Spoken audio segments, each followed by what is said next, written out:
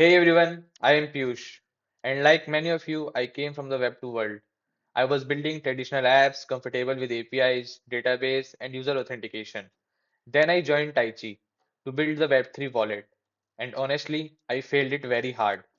I tried building it on Expo, hit walls with crypto libraries, then rebuilt everything in React Native CLI, dealing with polyfills and native modules. But through that struggle, I learned something very crucial. Web3 wallet aren't just a feature, they are definitely a completely new world. Let's start what we know. Think about your bank app or PayPal. Your money sits in their database. You have a username and password. They control your funds. You trust them to keep your money safe, process your transaction, not lose your data flow and regulations. If your bank servers goes down, you can't access your money. If they freeze your account, you are totally logged out. You are taking permission every time you want to use your money.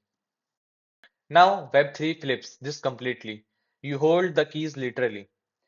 Instead of a username password stored on someone's server, you have a private key, a 26-bit number, a public address derived from your private key like your bank account number, but anyone can see it. Here's the wild part. There is no central database. Your balance isn't stored in Tychi's servers or anyone's servers. It's on the blockchain, a public ledger replicated completely across thousands of computers worldwide. When you send crypto, you are not calling an API that updates a database. You are cryptographically signing a transaction with your private key that's validated by the entire network. As a Web2 dev, this broke my brain. Here's what I didn't expect. Problem number one, Expo hell. Web3 needs native crypto libraries. Expo managed workflow. Nope, doesn't support them. I wasted 2 weeks before realizing I needed bare React Native flow.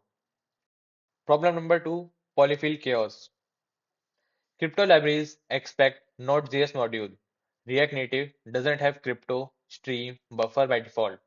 I had to manually polyfill everything with React Native Nodify.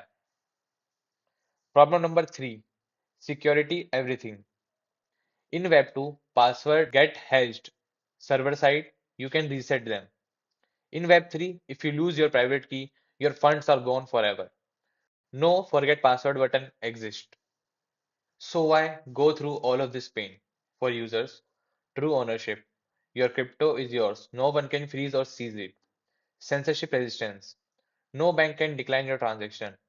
Global access. Same wallet works in India, USA, America, anywhere. Transparency. Every transaction is publicly verifiable. For developers, no backend for the money. The blockchain is your database. Composability. Your wallet works with any Web3 app automatically. No payment processor. No strip, no chargeback, no fees. Programmable money. Smart contracts enable things impossible in traditional finance. Here's what you need to understand. Web2 thinking. How do I authenticate this user and update their balance in my database? But Web3 thinking.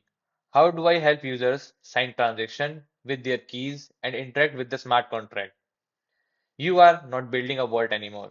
You are building a key manager. The vault already exists. It's globally and permissionless. In the upcoming videos, we will learn how wallet works in depth. See you in the next video.